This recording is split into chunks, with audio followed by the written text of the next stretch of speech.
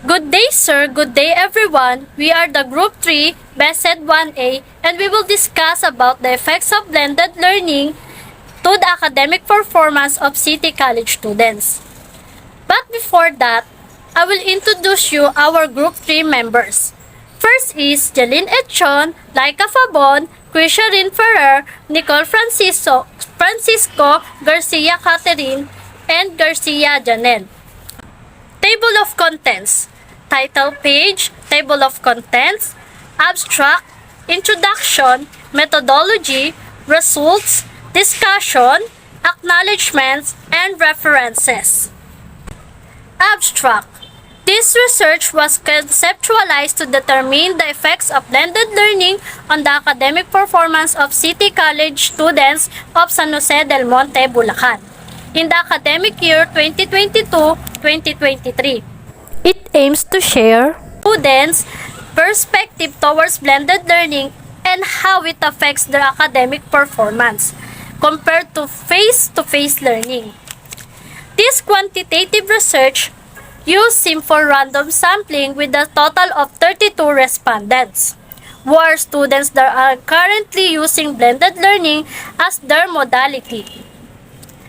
A survey questionnaire through Google Forms was given to a random college students of City College San Jose del Monte with an equal chance of answering. Results showed that there is no significant difference in the effects of blended learning on the students' academic performance compared to the traditional full face-to-face classes in the pre-pandemic.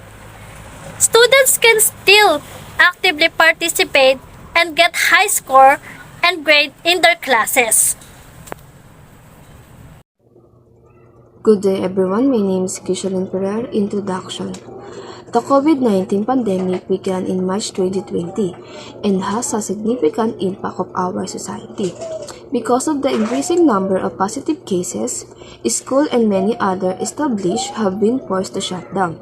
Many people are mourning because they have lost loved ones. Some people have nearly died from hunger as a result of job loss, and our educational has suffered as well. As the pandemic reached its peak, to protect everyone that involved in the educational system, the Department of Education find a way to continue education and came out with a new learning modality, which is distance learning. Distance learning has three types: modular distance learning, online distance learning, and TV radio-based instruction. This study will only focus on online distance learning. In the traditional face-to-face setup, it is undeniably true that this kind of setup is more difficult and challenging for both students and facilitators compared to the traditional face-to-face setup.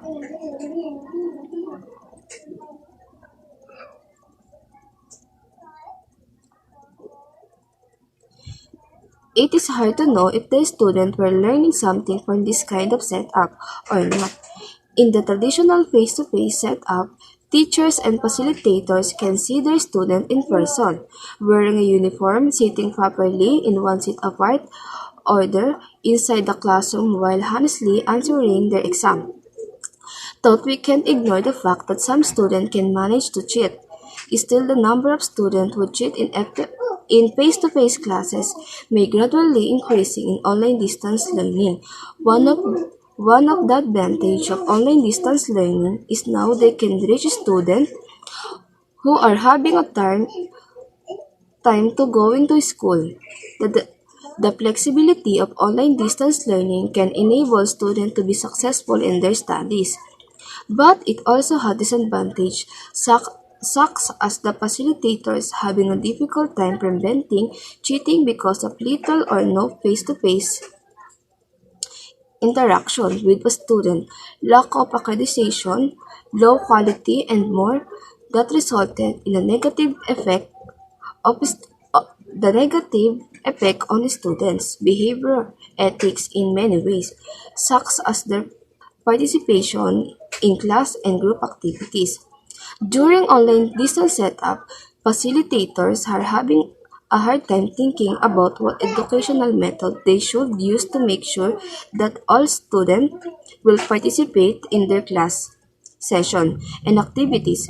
Group work and collaborative activities are teaching methods that have been widely utilized as effective instructional methods in traditional classroom environment. But now that we are in an online distance setup, groupings or group works are not 100% sure effective. You can observe that in every online class, there are 2 out of 10 students who won't participate. They have a lot of excuses, like they don't have an internet connection or they need to do something urgently, and many more. But still, leader can rest assured that their members are telling the truth because they can see them. And as a result, the leaders will suffer in terms of recitation. We can also observe that many students participate actively during recitation in face-to-face setup and it based on their stock knowledge where in online class the number of students who participate decrease and most of them rarely solely on web search. For other instances, participation was high when slides were made available before or during lectures because some students are too lazy to take notes or to stay up all night studying when they can simply Google it. The COVID-19 pandemic indeed turned our lives upside and down and made educational more difficult. Research methodology. The study used quantitative research as described by Bandari 2020. Quantitative research is the process of collecting and analyzing numerical data. It can be used to find patterns and averages, make predictions, test causal relationships, and generalize results to wider populations. A descriptive survey questionnaire was made to determine the relevant data on the effects of blended learning on the academic performance of City College students. The data gathered will be analyzed and interpreted using a weighted mean. The researcher used the simple random sampling method. The survey was made through Google Forms and will be sent to random college students to give them an equal chance to participate. The respondent will be the college students of City College of San Jose del Monte, Bulacan. The survey will be conducted on random college students who are qualified enough to participate in this study. In this study, the researcher aimed to know the students' perspective towards blended learning and how it affects their academic performance.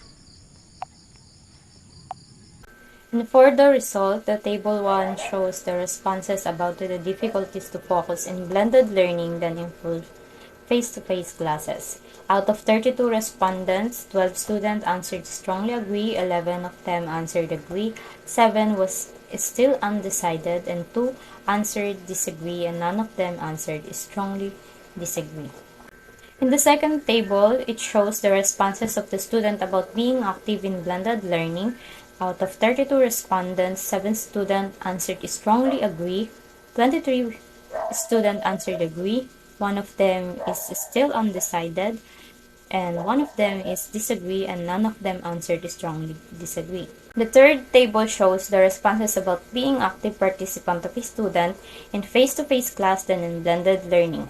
Out of 32 respondents, 17 students answered strongly agree, 6 of them answered agree, 7 was still undecided, 1 of them was disagree, and 1 of them is strongly disagree.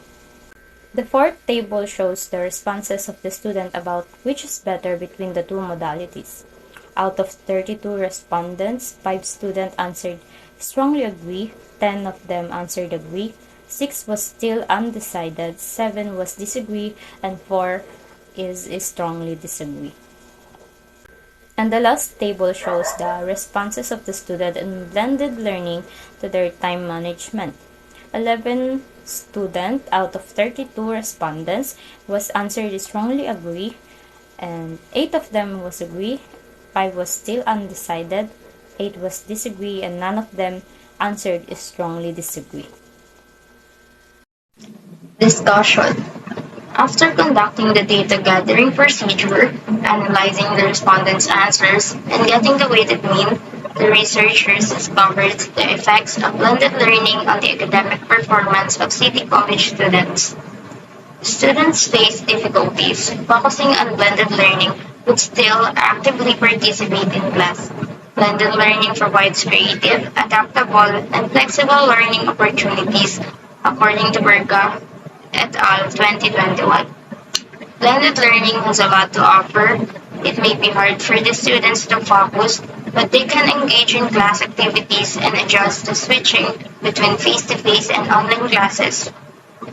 The researchers found out that the students also actively participate in the full face-to-face class. However, they chose blended learning in which modality is better for them. It is more convenient, they can manage their own time, and students can progress at their own pace. They are in favor of this modality, and as a result, it does not negatively affect their academic performance. Acknowledgement. This study may not have come to reality without the help of the individuals who willingly gave their time and support on the study, so the researchers would like to use this opportunity to thank them. To those friends who helped finish the study, to their families who supported them from the very start, and of course, they would like to show their deepest gratitude and appreciation to them.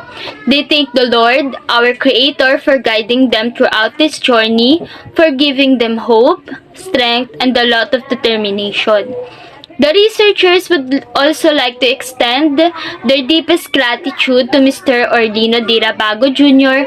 for the guidance, patience, and sharing his knowledge about the study.